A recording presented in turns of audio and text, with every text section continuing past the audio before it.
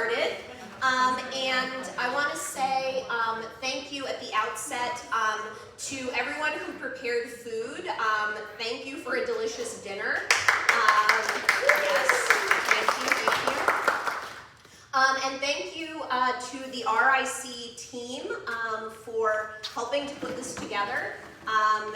It's something I'm very excited about, so I'm happy that we're doing it, and I'm happy that there was interest. So thank you so much. I'm going to start by introducing our panel. We weren't anticipating this being a hybrid panel, but Penelope tested positive for COVID today, so she's at home, but still willing to be here with us virtually, and we appreciate that. So I am Pastor Jennie Chrien. I'm the interim pastor here at Shepherd of the Valley. I use pronouns she, her, and hers. And I'm going to pass it to Penelope, if you would introduce yourself. Hi, my name is Penelope Ray. I am, it's not usually how I start my introductions, but I'm a trans woman. There are far more interesting things about me, but this is the relevant one for tonight. I've been working in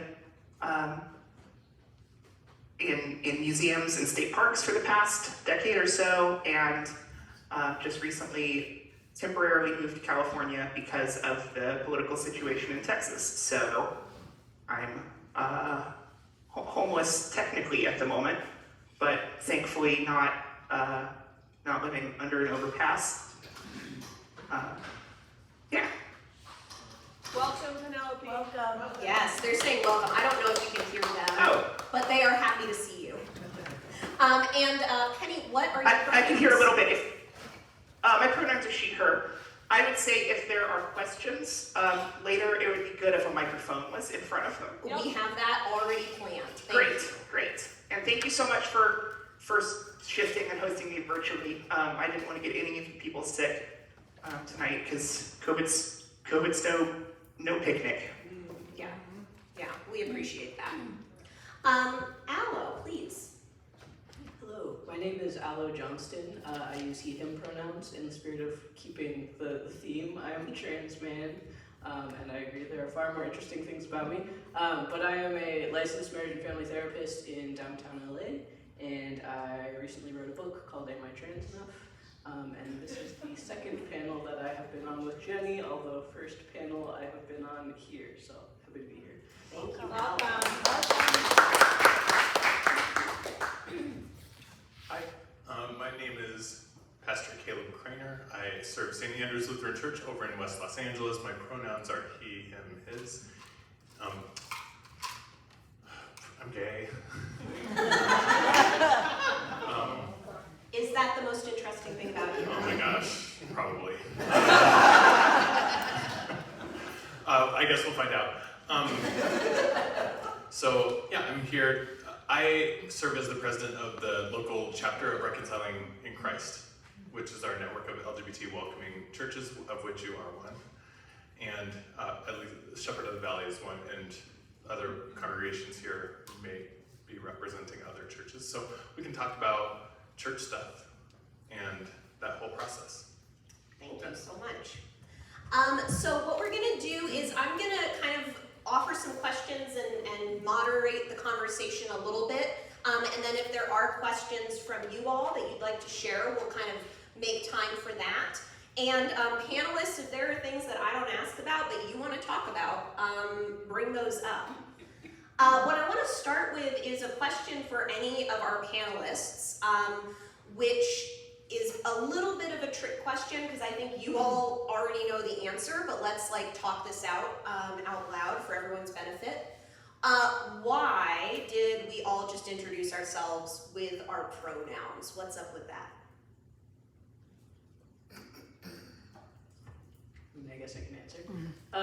I think obviously most of us grow up knowing that the pronouns available are he or she. Those are the only ones that are given, and they're normally given to us somewhat arbitrarily in that, you're born, they look at you, and they say this person is a she and this person is a he. But in the same way that, I couldn't go up to you and say, nice to meet you, what's your name? You say, my name is David. I'm like, you look more like a Dan. That would be an awful thing to do. So, you know, in the same way that I have to check in and ask, what are your pronouns, is sort of checking in and asking, what is your name? I need this information in order to refer to you. If I were just to arbitrarily choose, that would be incredibly rude, and you would be offended if I started being like, I think this is a more suitable name for you. So I think that is my explanation for why it's helpful to check in with pronouns, and in that light, like I said, most of us grow up knowing he or she is available. There are other pronouns, like they, them is often the most common third option, and then there are a lot of other pronouns available that, you know, sometimes people use. But again, there are more than just the two, and in order to know what someone uses, you have to check in with them. Thanks, Alo. I think one of the reasons that we introduce ourselves, because a lot of times, you know, I hear people say, well, for almost everybody it's obvious.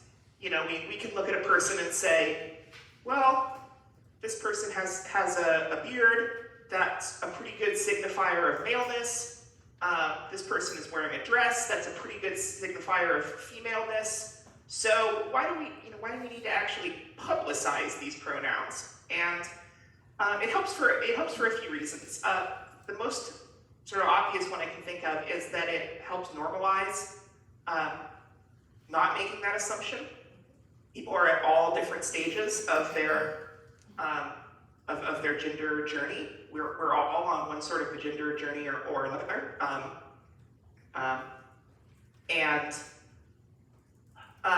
It helps make things a little bit more comfortable for people who might finally get the courage to say, you know, it's too scary to interrupt all these people and say, oh, actually, no, it's a different pronoun, please. But if everybody just comes out and says, you know, these are my pronouns, these are my pronouns, you know, go around the room, then it's a lot easier to say, well, actually, okay, yeah, these are my pronouns. It's just to kind of elaborate a little bit more on why we don't just assume. Yeah, I totally agree.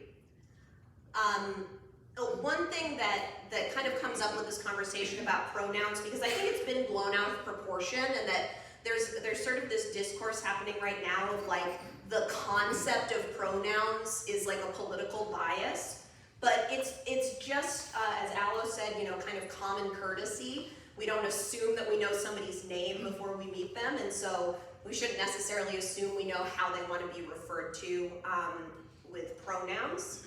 And so a very tangible way that this kind of can impact all of you is tomorrow when you go out to coffee with a friend and you're saying, I went to the most amazing panel last night, and these panelists were so insightful, and he said this and she said this, and right?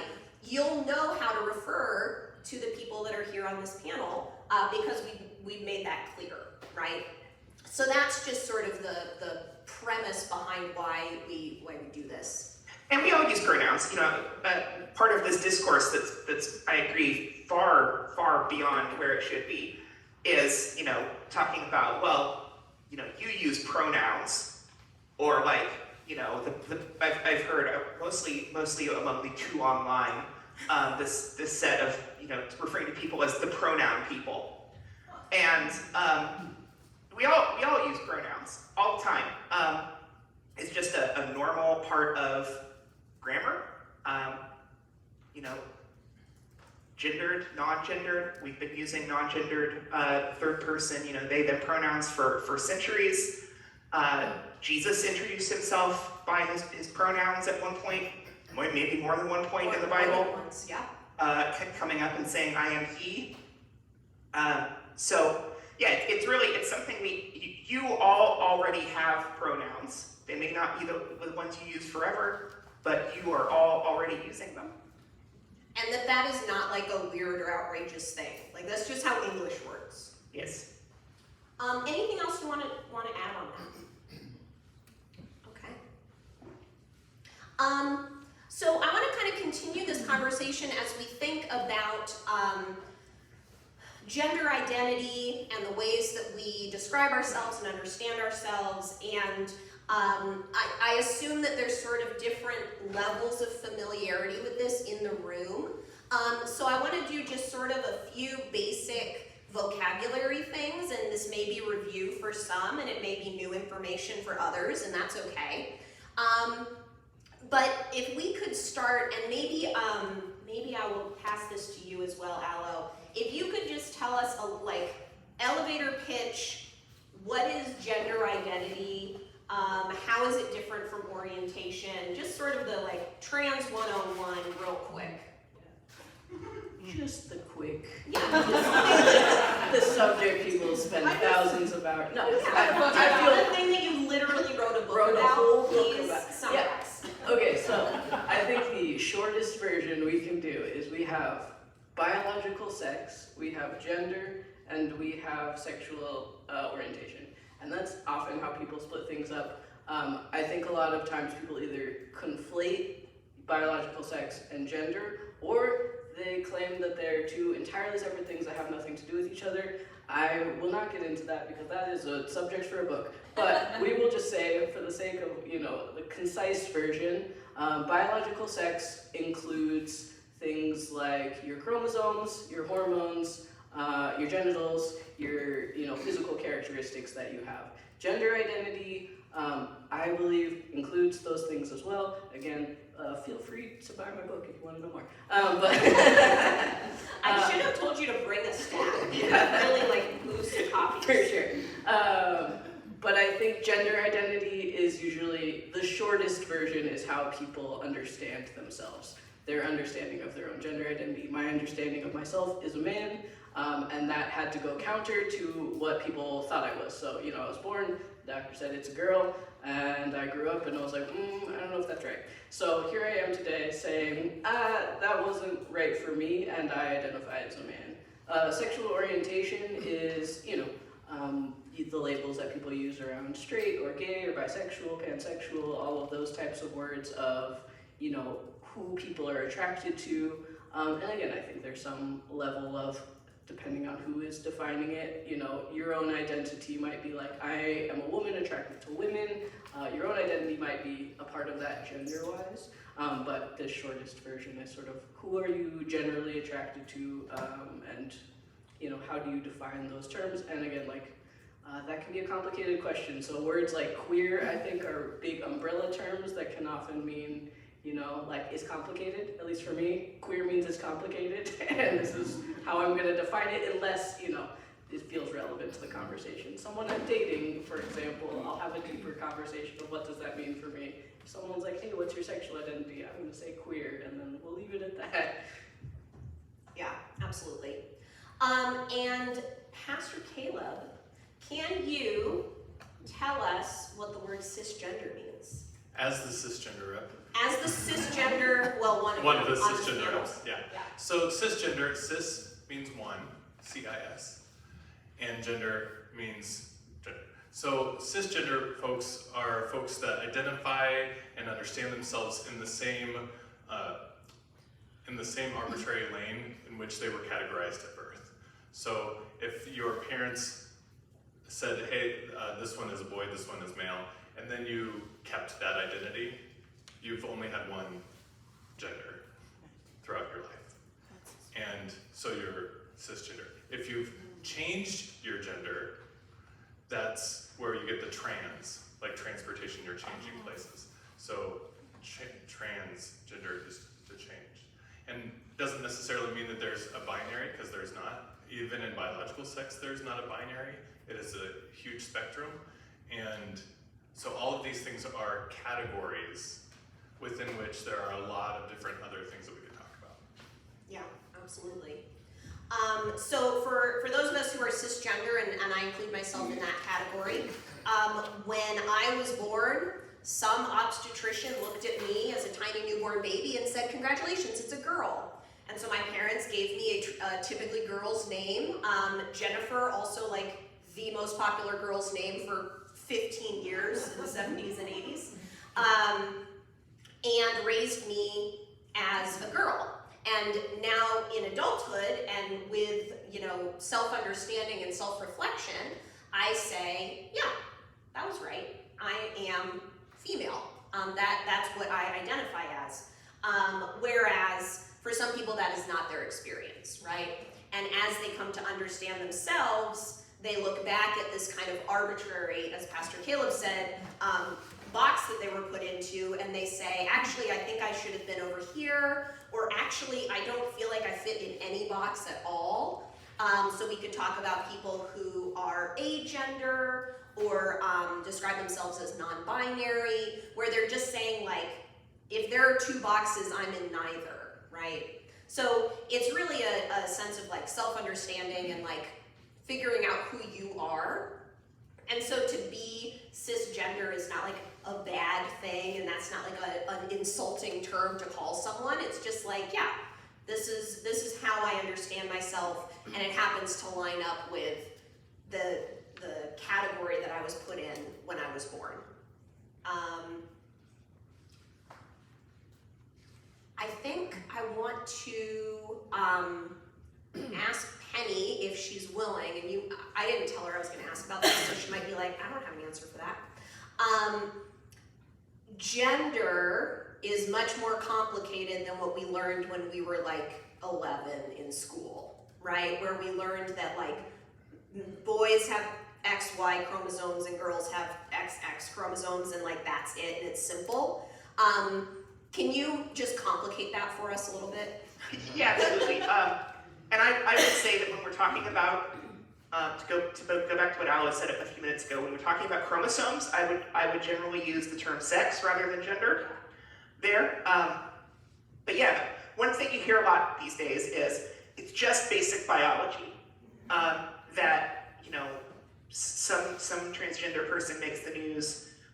When that happens, invariably 100% of the time, they get low back, where you hear things, all kinds of things about chromosomes. And there's this understanding that most of us picked up in middle school, high school, wherever we picked it up, that human sexual development, sexual differentiation, is this very simple process that at some point during development, there's a switch that's flipped, and it has to do with what chromosomes you inherited from your parents. And that is just so far from the actuality of how development works, either in humans or in animals. The way I heard it described one time by a biologist was it's sexual differentiation. By that I mean the process of turning from a clump of cells into a typically male, a typically female, a typically other body, is more like a machine with a lot of cranks and gears, and it's incredibly leaky. Things leak out of that all the time. There are things that sort of push it from one to the other. It's this really like antagonistic relationship between different chromosomes and hormones and all kinds of things that are happening before you get to the point of very early on gender being overlaid on top of that, where you get told things like, you're in the drive-thru at a fast food place and they say, do you want the boy toy or the girl toy? Which I don't think they do anymore, but they definitely did when I was a kid. And so you have all of this sort of gender stuff on top of all of this sexual stuff, and then you have more sexual differentiation that happens when you go through puberty. It's not like you come out of your parent, fully baked, with all, with like a beard and a huge Adam's apple and like hairy feet and like all those things. And so it's this long process that has lots of different chances to go a little bit differently than I think most of us learn. And that's only talking about people. Talking about animals, which is a thing that I can do for hours, is so much wilder and more amazing. You have clownfish that when the dominant female clownfish dies, they pick a new dominant clownfish, female clownfish, not from the stock of existing female clownfish, but her mate, the dominant male, becomes the dominant female. the testes turn into ovaries. They start treating. This is one of the very few times that we have an understanding of gender in the animal kingdom, because the other fish start treating this fish as female almost immediately, even though externally still looks like a male for a while. So yeah, it's just all kinds of amazing things happening in biology, and it's so much more complicated than X and Y, X and X. You also have other things that happen, like you have another copy of one of those chromosomes. Sometimes you don't know that. This is one of the times I've heard high school and college biology teachers say that even though it's very easy, they don't do a lab where they do genetic analysis on their students or have students do genetic analysis on themselves, because it is a guarantee that a student will find out something about themselves that they are not ready to find out, and find out that biologically or genetically they are not the sex they thought they were. And it's much more common than people think. Much more common. Yeah. It turns out that the sort of simplified explanation that we were given when we were, again, 10, 11 years old does not fully capture the complexity of the real world. And there's, obviously we could talk way more about that. But what I'd like to talk about next, and this is sort of a question for Penny and Alo, is to talk a little bit about the experience of being a trans person here in this year of our Lord 2023, and obviously there are going to be some bad parts of that, but I also would love to hear about things that are joyful and life affirming. But what do you want us all to know about what it's like being trans? 2023 has certainly been a year. I have been medically transitioning for the last 10 years. I started a medical transition at 25. I think around the age of 20, I knew something didn't quite feel right. And my experience, and I think this is the experience of a lot of trans people, is that I started to realize something felt different about me very young, but I had no idea what it was. I didn't have any language for it. I started to figure out that I thought I wasn't straight first. And I started to explore that initially. And that was happening around 18 to 20 years old. And around 20 years old, I was on the internet and I learned words like genderqueer, which was sort of the word that now I think more people use non-binary. But again, it's sort of... I don't get it. But I can't check the web for it. Listen. It's okay, Siri. It's okay. Siri doesn't get it. I will explain that. But around 20 years old, I was starting to learn language of you don't have to be a boy or a girl, and that started to really open things up for me.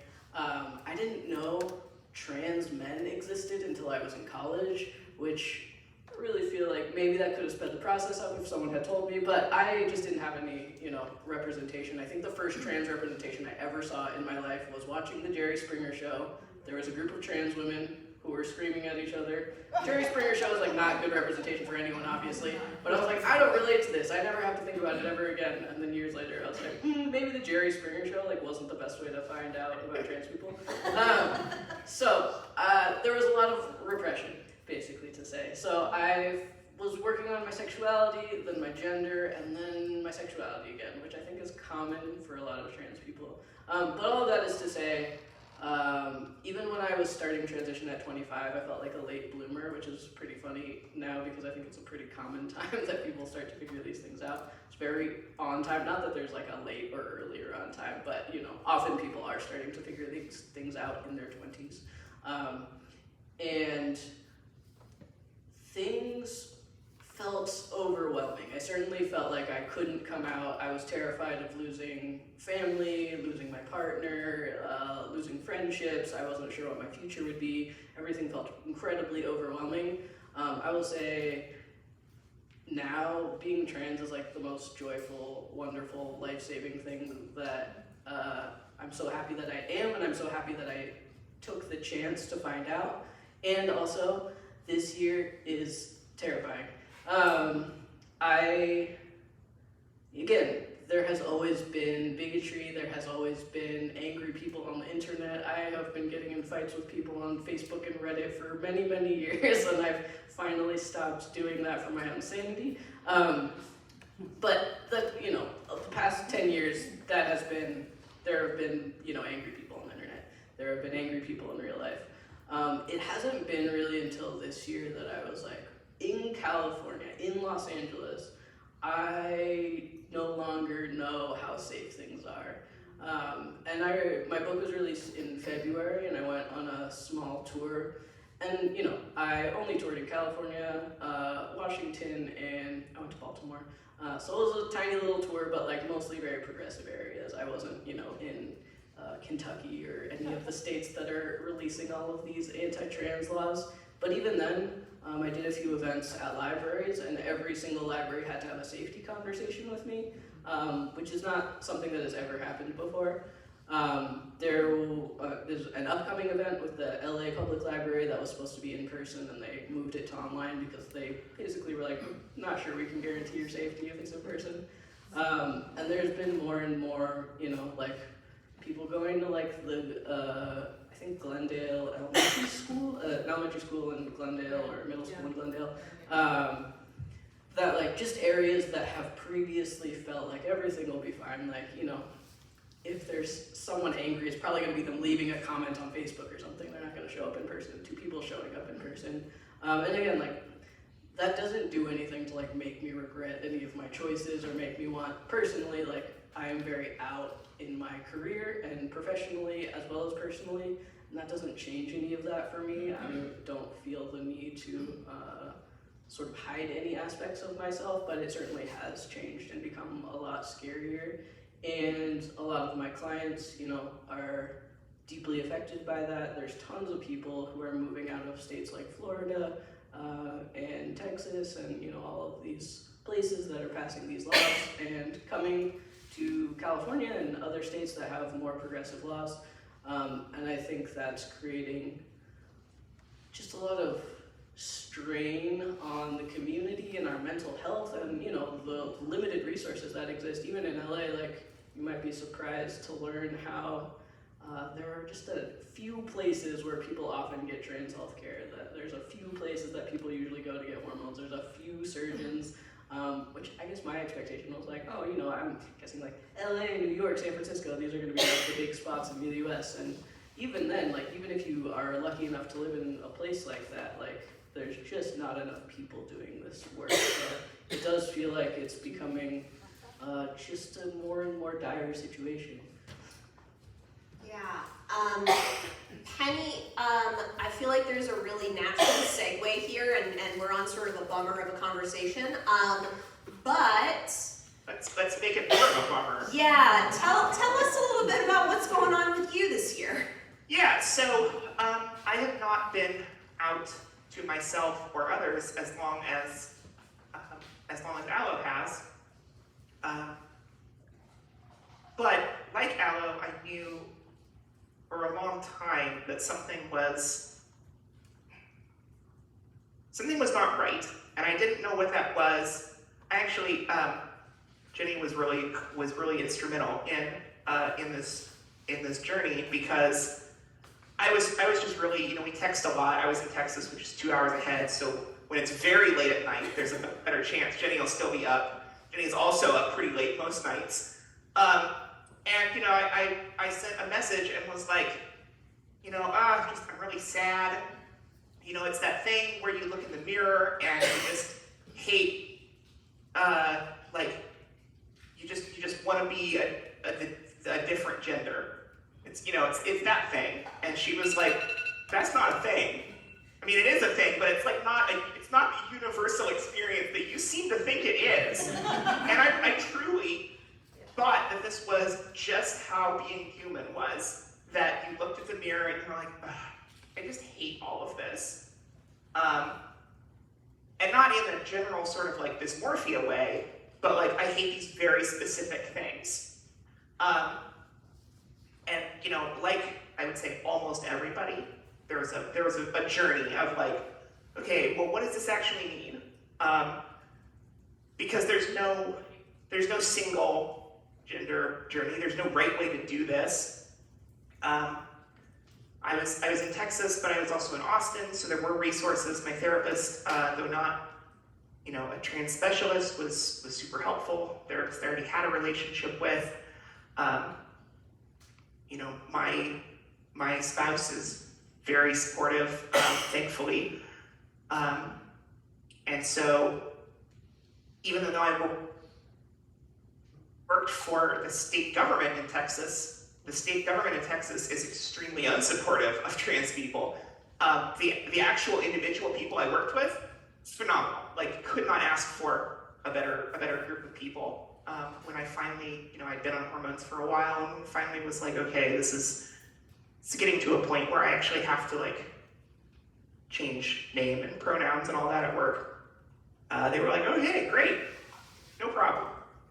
So that was great. That was a couple years ago. And for a little bit, things were chugging along great. And then this past legislative session, Californians who are used to their legislature meeting all the time might not be fully aware that in almost all of the rest of the country we have legislative sessions, we have legislative seasons where okay, now it's legislature time, and the rest of the year is not legislature time, they are not even around.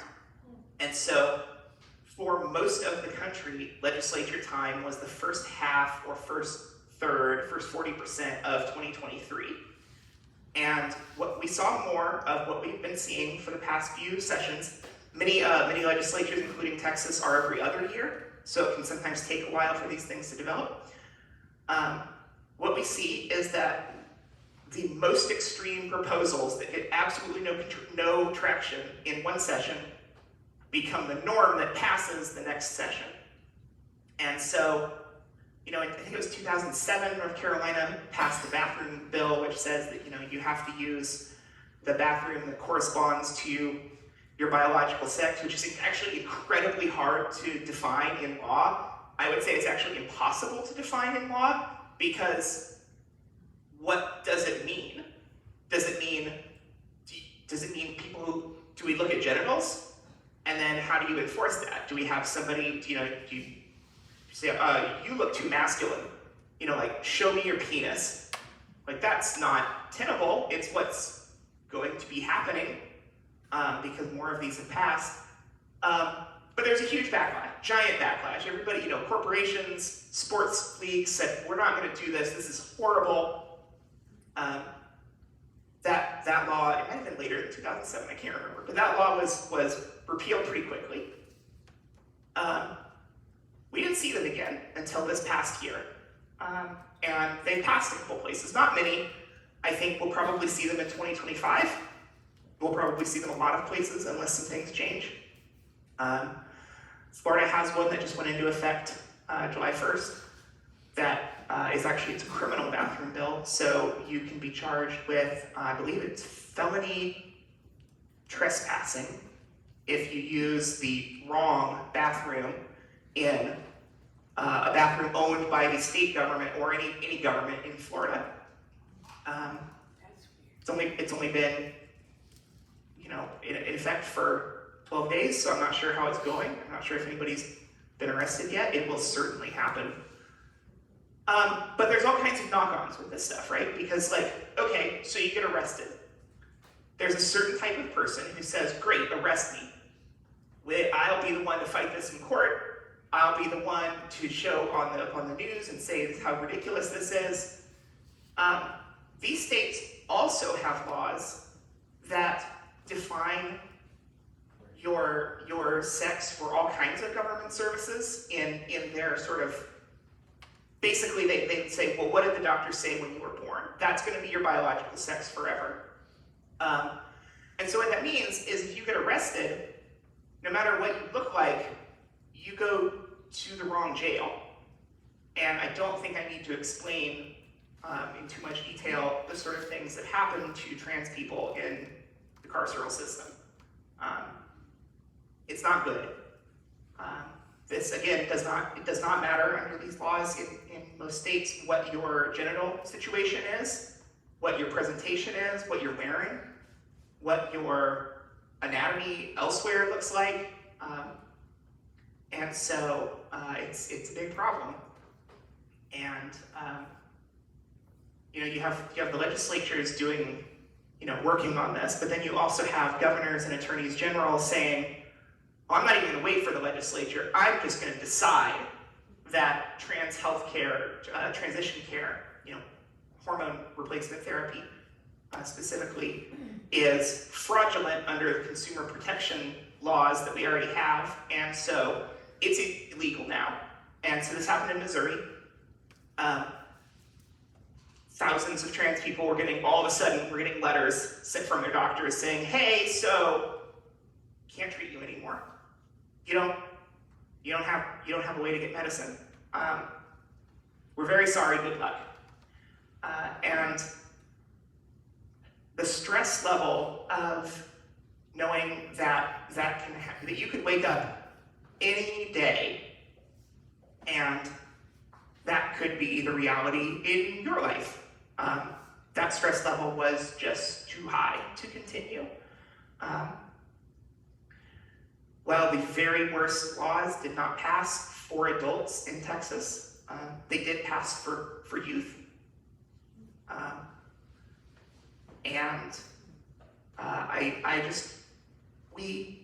My wife and I just did not feel that we could continue that it was not mentally safe, which leads to physical safe, to continue to live in Texas. So we sold our house, quit my job. She's still working semi-remotely at hers. And we are very fortunate that we could do that. We have financial resources that most of the country does not have. Trans people are underemployed as a demographic, higher likelihood of poverty. We are also incredibly grateful and fortunate to have people in our lives who will say, yes, you can come live with us forever. Not forever, I mean hopefully, but indefinitely, without an end date. And so that's another resource that a lot of people just don't have, especially when I realize I'm talking a lot here, but especially when you add to this that I don't know a trans person who has not lost significant relationships in their life because of transition. I don't think they exist. They must exist. Statistically, they must exist. Statistically, there must be some trans person out there who's like, not everybody's super cool. Everybody's great. But everybody I know, it's someone. If you're lucky, it's some friends. If you're unlucky, it's your housing situation, your job, your parents. I did not talk to my parents for months.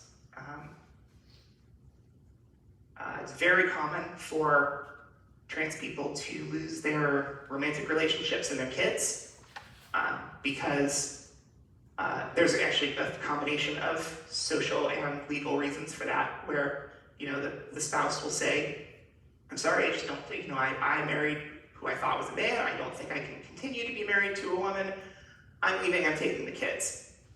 That's just the reality, it's a thing that happens.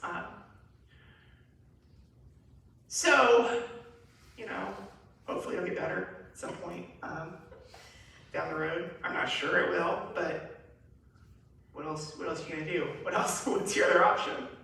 Yeah, and I think, I don't want to at all put words in your mouth, Penny, but being a close friend of yours and kind of seeing a lot of what you have gone through, the pressure and the emotional toll is really, you can't overstate it. It is tremendous. And I knew, and my husband knew, that things were very, very bad for Penny in her situation. And I'm not saying this to pat myself on the back, what a good friend I am, but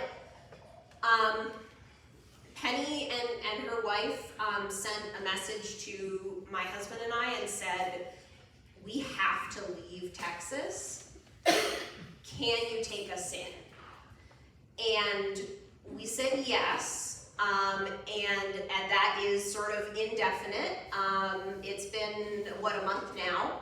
Been a month. Don't know how long it's gonna be.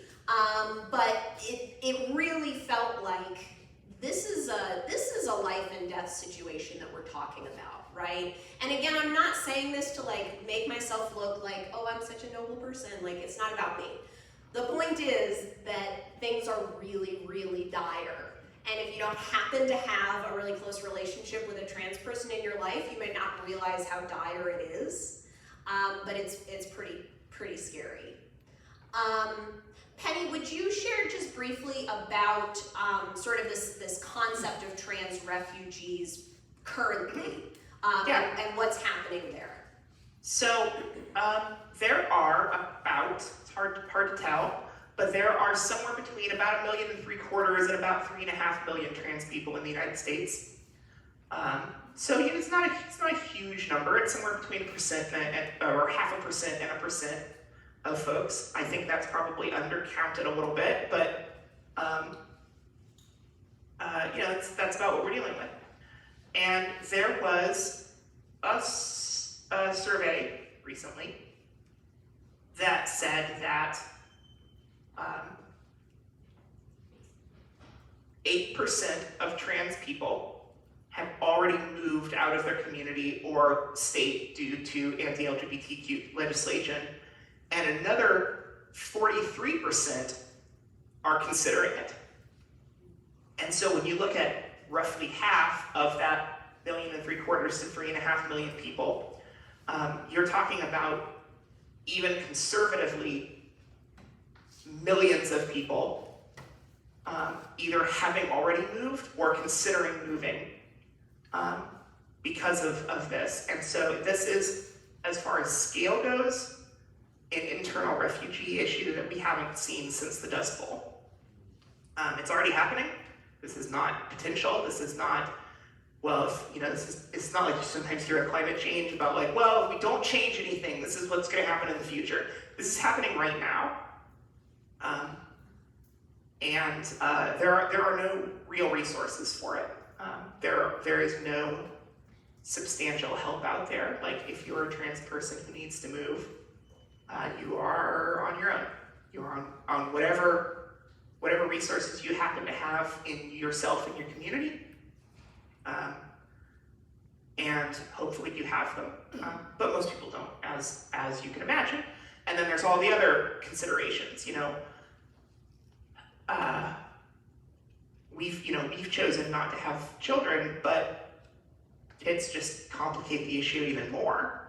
If you have trans kids, they are in real immediate trouble because of most of these laws have been passed targeting trans youth.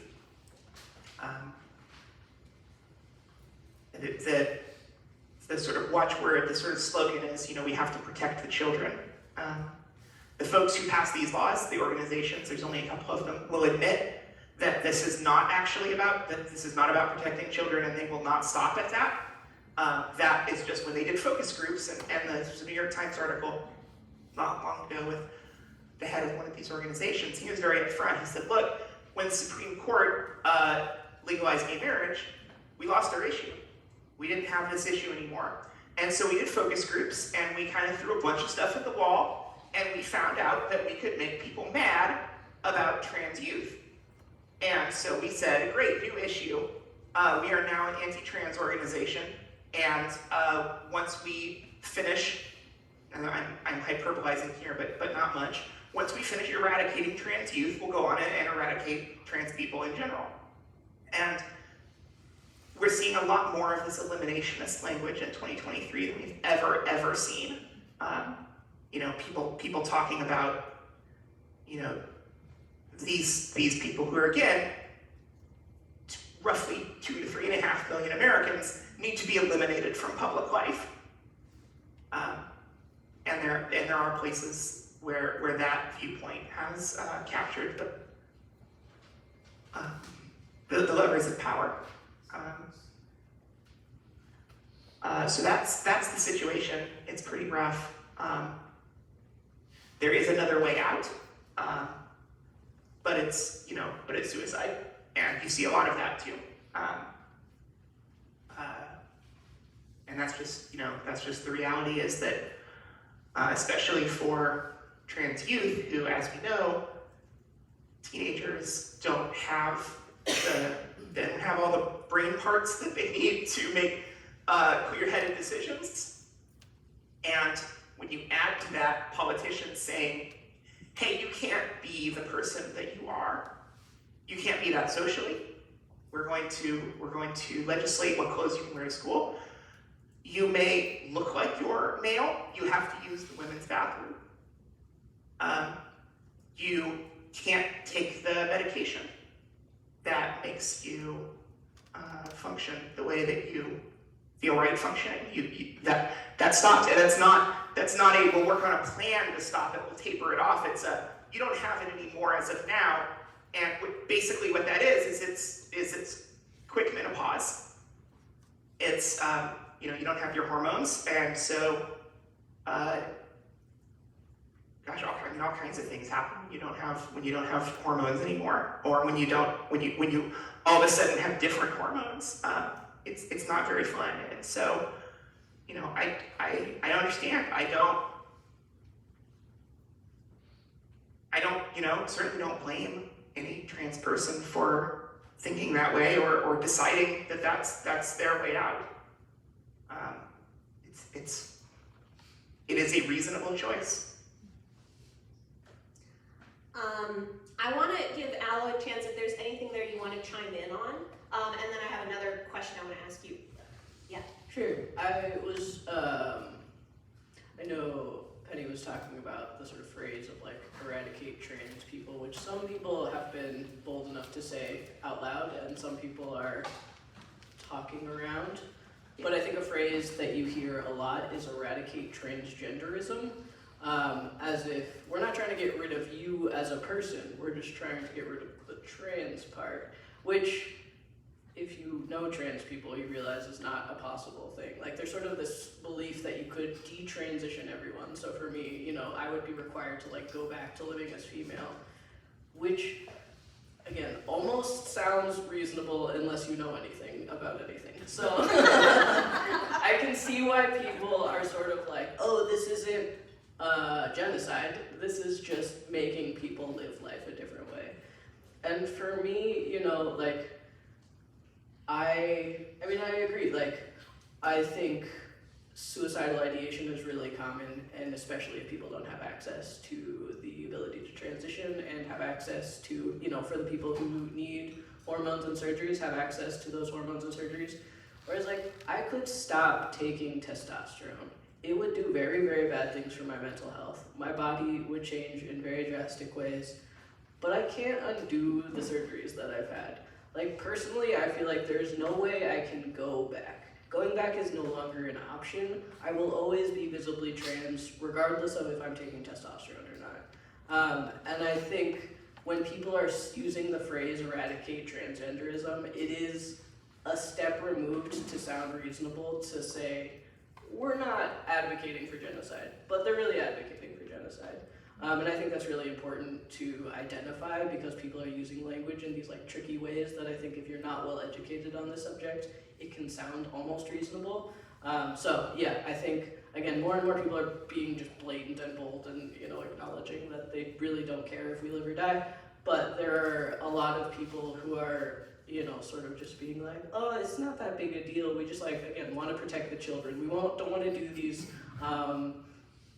types of, a lot of times people talk about care for trans youth as being experimental, when it's absolutely not. There's a lot of evidence for it.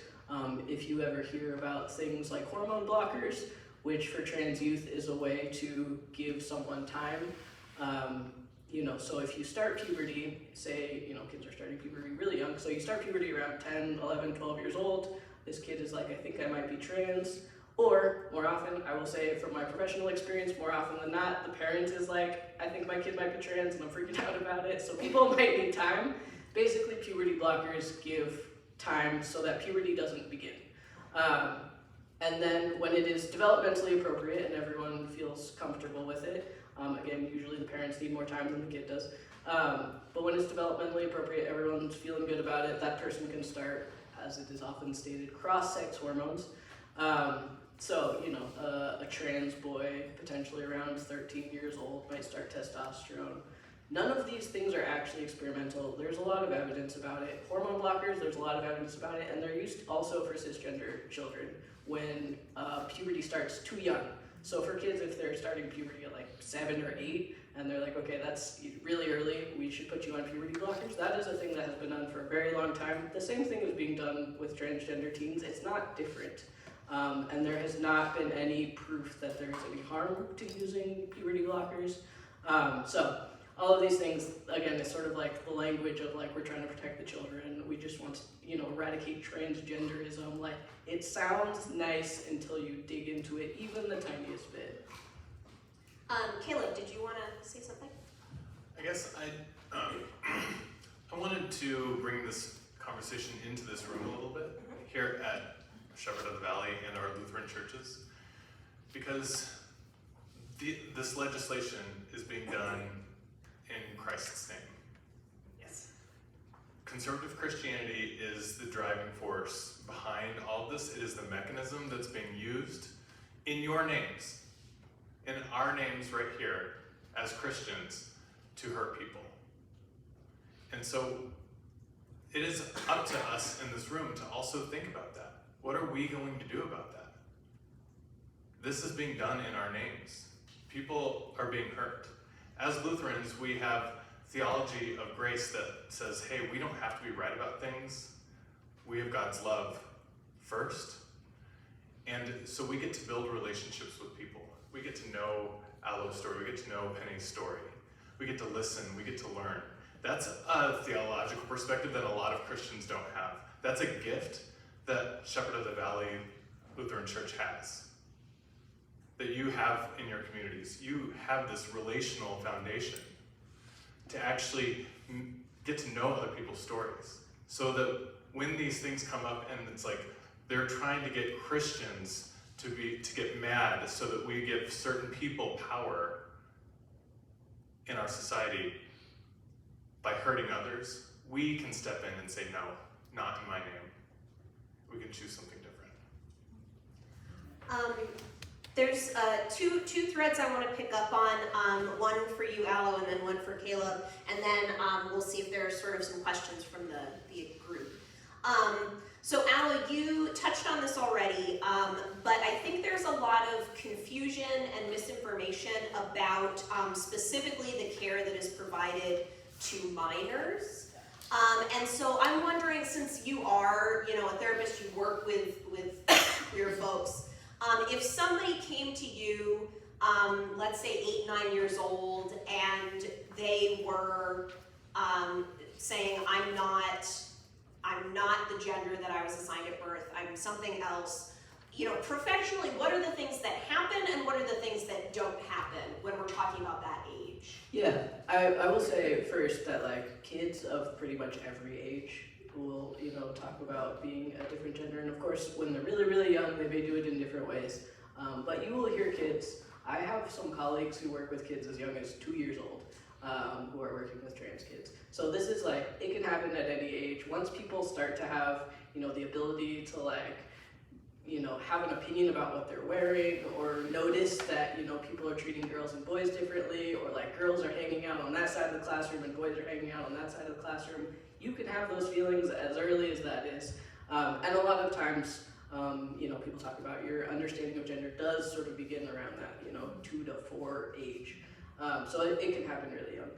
But I'll say like, yeah, definitely people freak out, and a lot of times on the internet, people are like, they're, giving surgeries to children. Children are not having surgeries.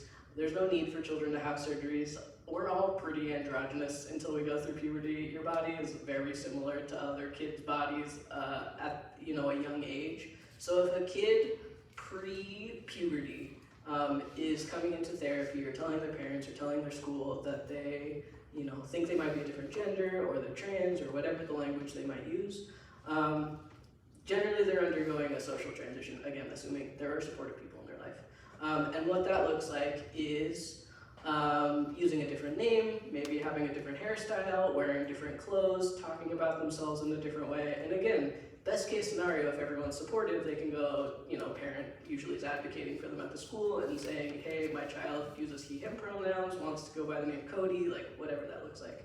And, I think, again, generally that's just a social transition, meaning there's nothing physically happening, there's nothing medically happening. And then once puberty starts, and there are different stages of puberty, they're called the Tanner stages. So there's Tanner stage 1, 2, 3, various things are happening at those points. But basically, if you're a really lucky trans kid who's been supported your whole life, you start going through puberty, again, usually they'll put you on puberty blockers. And that is just so that you don't undergo a puberty that you don't want, because there are certain things that cannot be undone. For example, for myself, your skeleton cannot change. No matter how many hormones or surgeries you have at various point, your skeleton is your skeleton. So for people who are developing through a female puberty, your hips spread. For people who are developing through a male puberty, your shoulders get wider. There are various changes that just happen, like skeletally, obviously height, hand size, foot size, things like that. So basically that's to prevent those things from happening. And a lot of times people will say to kids like, oh, it's fine if you're trans, you can do all that stuff when you're 18. Which I really have to educate a lot of parents that there's no neutral decision. The neutral decision is not inaction. The neutral decision is not allowing the puberty to progress so that everyone can make an informed choice when it is necessary. So again, this is ages often, 0 through 10. There's nothing medical even on the table, again, unless someone starts puberty very young. And then once you're getting into that, usually maybe 9, 10. 10 to 13 age, there might be some putting things on hold for a while, and then usually not until 13, 14 would anything medical even begin to happen in terms of starting cross-sex hormones, or potentially, and this is rare, there are very few surgeons who are willing to do surgeries on anyone under 18, although there is a lot of evidence that it is really helpful and useful for trans youth who have been, expressing themselves as their gender for years and years. So occasionally you will see surgeons who will do surgeries on 15, 16, 17-year-olds. It's rare, and I hope there will be more. And I also know that as there are more and more people will freak out about it and say these kids are not old enough to understand their gender. But if you had a kid saying from the ages of 5 to 15 that they are a boy, nothing's gonna change. I think there's this fear that this is a phase, and these things are, I've had a lot of parents come to me, especially of teenagers, who will say, well, my kid's gone through a lot of phases, they had a mermaid phase, and then they had a vampire phase, and then I was like, gender is not that thing. The gender is the underlying sort of foundational understanding of the self that you can put all these things on top of. And obviously, boys and girls can have a mermaid phase, that's totally fine. But this phase is not going to die out because it's boring or something. So yeah, basically all of that is to say there is no medical intervention happening for elementary school students. There is no surgeons going in. And what I want to point out too is there is a lot of hypocrisy. I know we sort of spoke, I think we're dancing around the phrase intersex, but the term intersex basically means for your biological sex. If, for example, you were born, the doctor says it's a girl, and then they find out that you have XY chromosomes. So basically they're sort of mismatched in terms of genitals or hormones or chromosomes. I will also say, I have no idea what my chromosomes are. They've never been tested. Probably true for most of you as well. You assume you know your chromosomes, but unless you've had a need to find out, you probably don't actually know what they are. So basically, there's a small percentage of people who are intersex. The percentage is actually about the same as the percentage of people who are redheads, so it's more common than you think. And basically what happens to a lot of intersex children is they're born, they may identify at that time that they're intersex. If there's, sometimes people will have features of both sexes that can be identified at birth. And a lot of times that makes doctors uncomfortable and will do surgery on brand new babies. Sometimes with the parents' consent, sometimes they'll say, hey, we think we need to do a surgery on your child, and sometimes the parents agree. Sometimes the doctors just do it without talking to the parents, which is terrible. Wildly unethical. Wildly unethical, disgusting. So basically, there's a lot of talk about we shouldn't be doing surgery on children, and yet we are doing surgery on children against their will before they're old enough to consent or understand anything, when it is not absolutely not medically necessary for any reason. There are a few reasons. It might be, for example, if a child is unable to urinate or something. Those are like the very rare situations. Most of the time, it's just because these doctors are uncomfortable that a person is not one sex or the other, so they intervene, again, without permission of, obviously, the child, sometimes without even the permission of the parents. So we're not protecting kids from surgery. We're just using surgery when we want to make other people feel comfortable. And those intersex surgeries are in, I would say, every case, essentially every case. Those are specifically exempted from the laws that are being passed. Yeah. So the laws that are passed say, well, we can't do any of this gender affirming care, but if a kid's intersex and we just don't like that, of course we can. And yeah, that's a standard feature in essentially every one of these laws. Yeah. Thank you so much for that, Alo. And I do want to have a chance for people to ask questions. But right before we do that, Caleb, I would love for you to talk a little bit about, okay, we've heard a lot of stuff about the experience, especially of trans people in the country right now.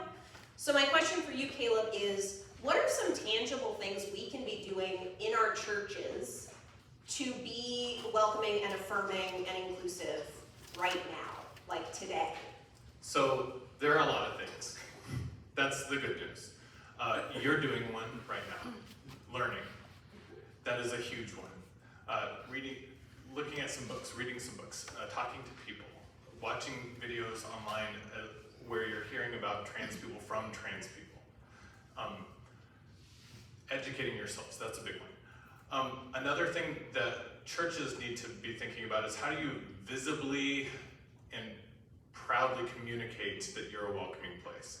How does somebody, because the assumption, I don't like that it's this way, but the assumption is that every church is hostile to gay and lesbian, transgender, bisexual folks. The assumption that every church is hostile. And how is your church going to communicate very visibly to anybody who walks by the church that this is a safe place for them, where their gender is going to be respected, where they're going to be engaged as a person, a whole human being? How are you going to do that? So one way that we do that at my church is we fly that actual rainbow flag outside on our flagpole. It's on a busy street, so it's just very visible that when anybody's driving by, it's kind of the first thing that they see about our church now, is that we have that.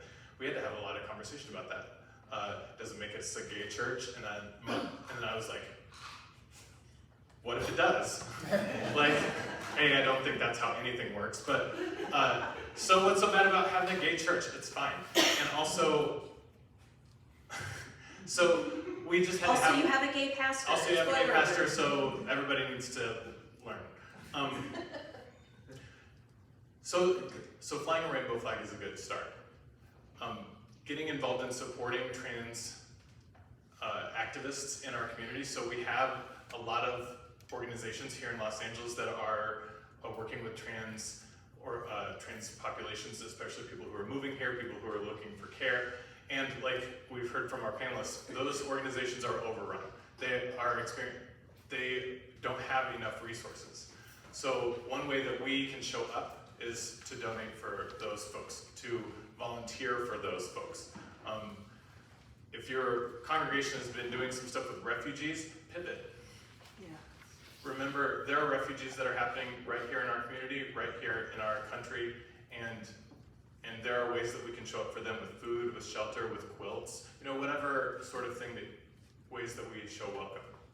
Having conversations in our families is another big way that we can show up today. Because we're all, I assume a lot of us have extended Christian families, and you probably have like that one cousin who's gonna go off on Facebook and say that stuff, say all the things that we've heard today. And I can tell you right now, getting into an online argument with that person is not gonna change their mind. So you can skip that step. But send them a message. Talk to them, call them up, say, hey, I saw your post. I was hoping that we could talk about it. I was hoping that you could tell me more about why you feel this way. And then just ask questions. They're not gonna change your mind. Just ask them questions, because the more that you get them to talk, the more that you listen to somebody who's filled with hate, the more that you'll understand where they're coming from, the more opportunities that you'll have to intervene with love. And that's what we have to offer as Lutherans. So I encourage you to do all of these things and more. There's a lot. Make a trans person a cake. I don't know. Do all the things. Buy Alo's book. Buy Alo's book. Thank you all so much for listening to, I think, what was a heavy conversation, but hopefully a lot of information. And Brian is going to walk around with the microphone. So if you have a question for our panel, now is the time. We have a question over here. Thank you. Hi, my name is Lisa. One clarification and then a question. I have a bazillion questions, but I know I'm going to do. So when you were speaking about intersex, for those of us old folks, would that have formerly been known as hermaphrodite? Yeah. Okay, so thank you for that clarification. Can you speak a little bit more about the whole chromosome thing, and people don't really know it? So how could you have different chromosomes and not how could you be looking as a woman and maybe have male chromosome? Yeah, so this is like an oversimplification, as is everything I'm saying, but I will say there's sort of like three general situations, I think, for intersex people. One is that someone's identified intersex at birth, and that can be because they have, again, like genitals that seem sort of between what we normally consider penis and vagina, or like it just doesn't look how we would expect it to look, sort of. That is usually how people are identified as intersex at birth. So that's one case. And I think I don't know the numbers, I think that's a pretty rare case where it is identified at birth. A lot of times people find out during puberty, so that, a lot of times someone's like period won't start, or, they start to develop features of potentially both sexes where they're having potential like beard growth, while also, menstruating, something like that, where then there's like a, what's going on here?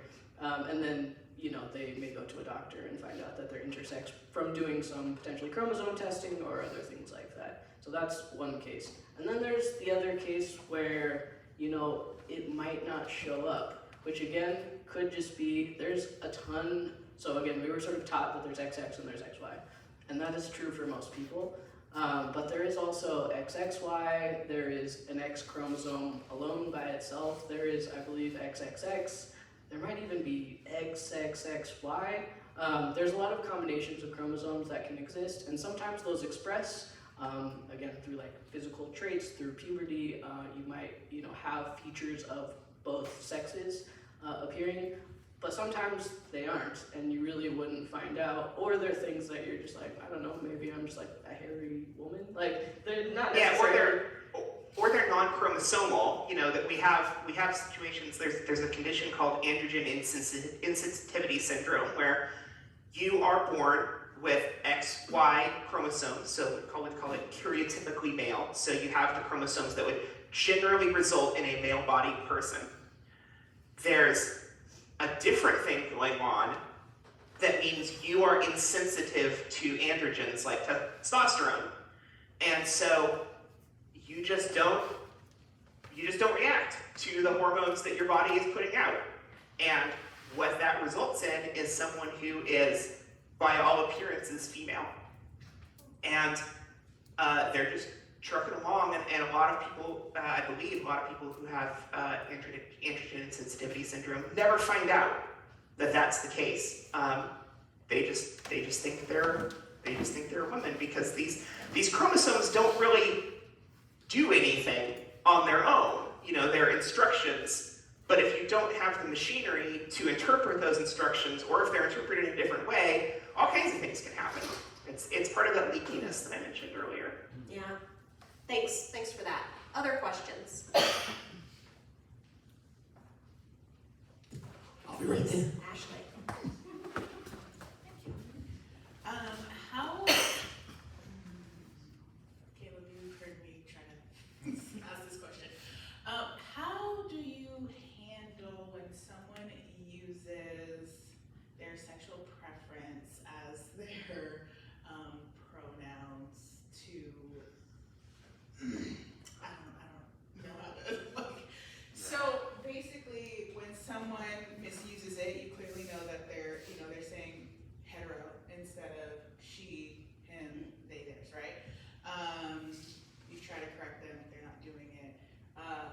The not Christian side of me has a way to handle that, but that's, not how we want to. So how do we go about the best way of like educating that, or how do you handle that as a church without handling it the non-Christian way and being like, I don't have any more cheeks to turn, So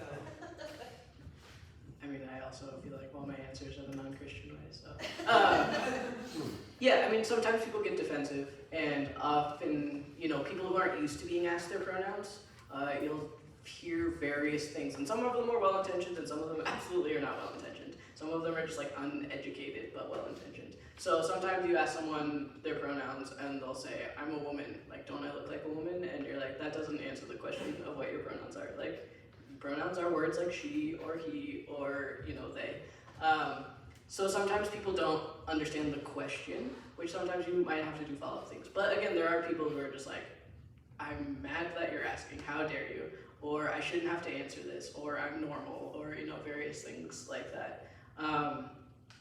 Which, yeah, I mean, there's education. I certainly think I've seen a few things. When people don't respond well to these types of conversations, there's people, first, you have people who want to change. They learn something, they want to change, they want to do the best. Then you have people who it's hard for, but they are trying, they just really aren't getting it easily, and they need a lot of practice, which I'm always encouraging, like, especially for, pronouns like they, them. If you haven't used they, them pronouns for a single person, you're not good at it, it doesn't roll off the tongue easily, just practice. Yeah. Start trying with people, and especially if you know someone who uses they, them pronouns, don't just use them in front of them, talk about them when they're not around to people so you can practice they, them pronouns. So if you're just like, this isn't working great, and you need practice, then practice. And then there are people who are like, I do not want to, I'm not going to. I don't want to answer these questions, I don't want to use other people's pronouns, in which case sometimes they change through embarrassment. And this isn't like the greatest way, but like embarrassment can be used for change, where if everyone around them has created a culture of this is what we're doing, and you are the person who's not doing it, you're gonna start to look like the weird one.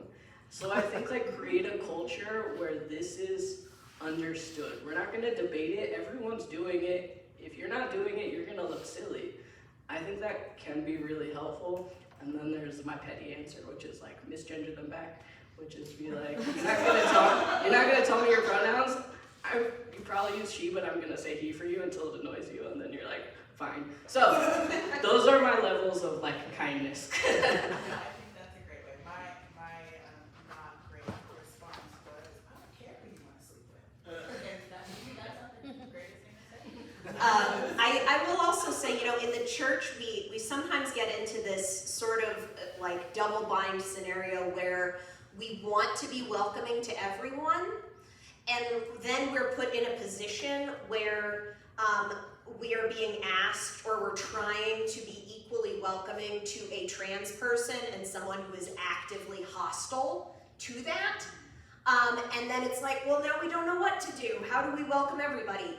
And I think the reframing that is helpful there is to say that, if we want to be a welcoming church, all people are welcome, that doesn't mean all behavior is welcome, right? And we can draw that distinction and say, you are welcome here as a person, but the language you are using right now, or the way that you are speaking to this other person, that's not acceptable, right?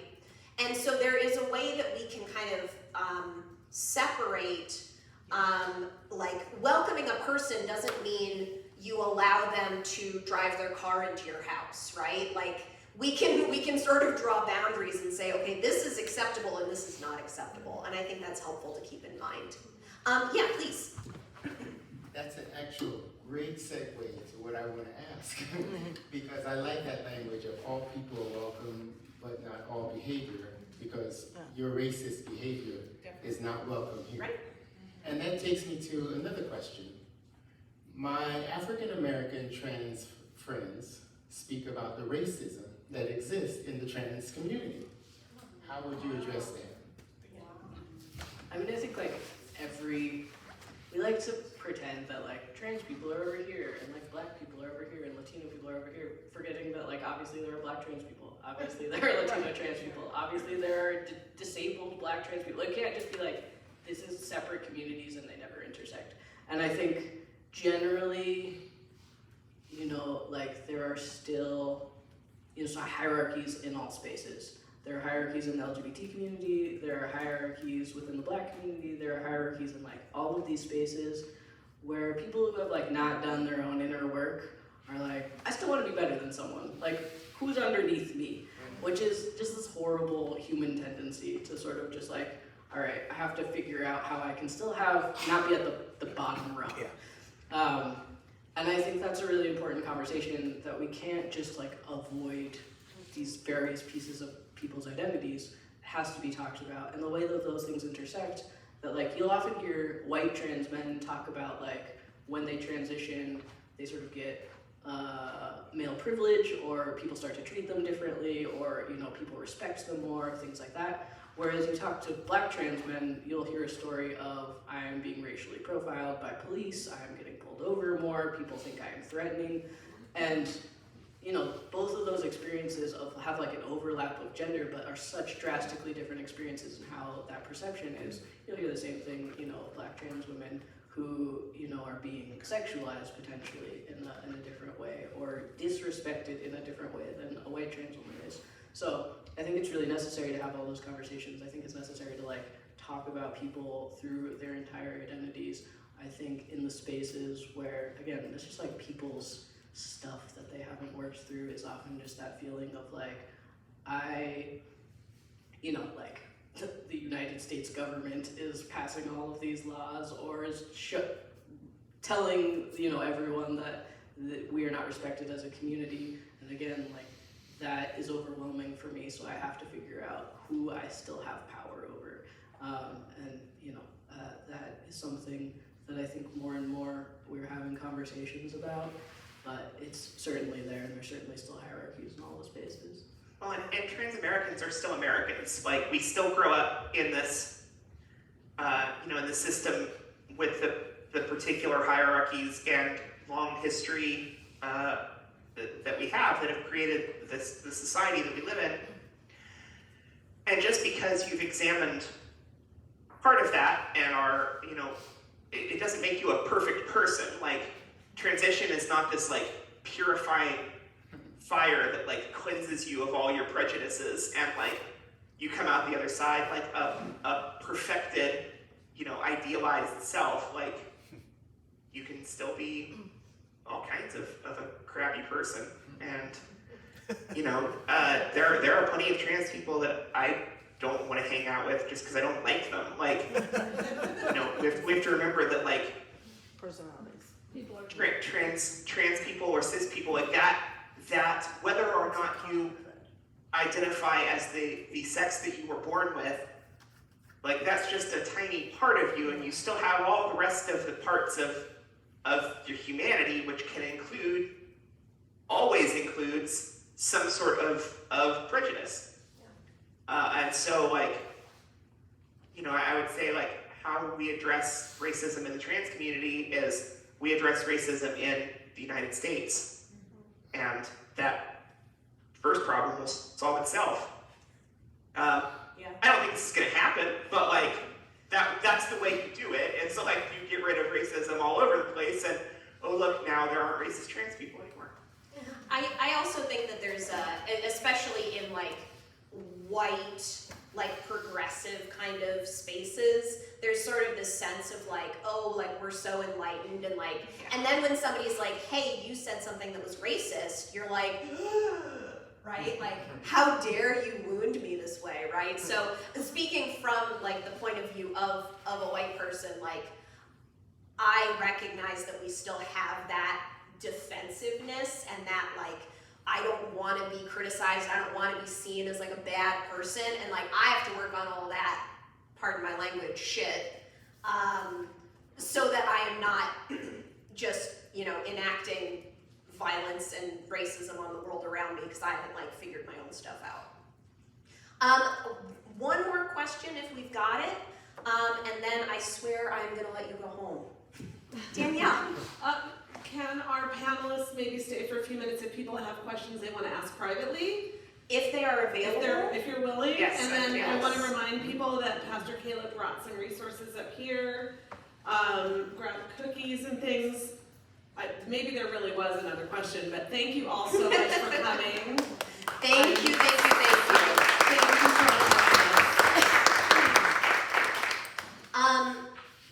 Please, if you'd like to stick around, check out the resource table. Brian, can we disconnect Penny from the big speakers? Thank you, Penelope. They're all saying thank Feel you. better. Here, let me turn the camera around. They're Thank waving. you. Yeah, I'm happy to talk to somebody, people one-on-one on the computer if they have more private questions. Okay, great. Thank you so much. Cool, thank you so much.